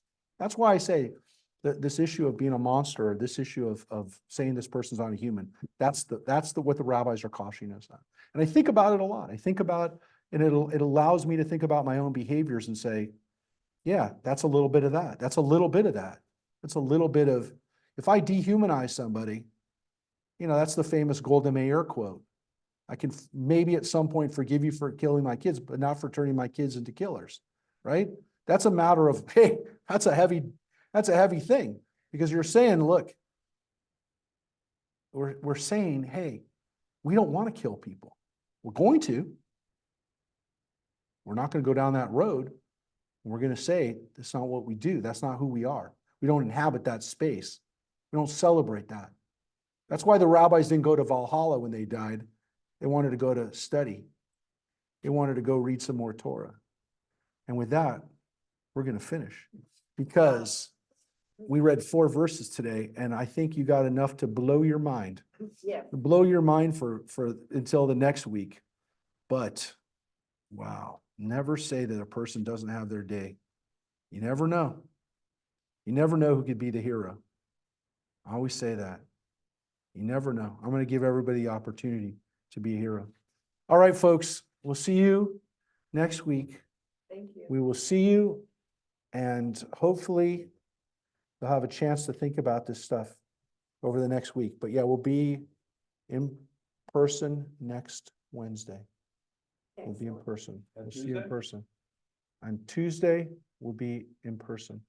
And then there's firearms training, Firearms training is this weekend, poker. and there's poker for people in men's club. Look how good Jesse is. He's not even a degenerate. Like, by the time I was, how old are you now, Jesse? 28? By the time I was 28, I was already a degenerate. Take care, everybody. See ya. Bye, See y'all. thank you. Thanks for being here, Bye. everybody. Thanks, Bye-bye. Rabbi. Bye-bye. Bye-bye. Bye.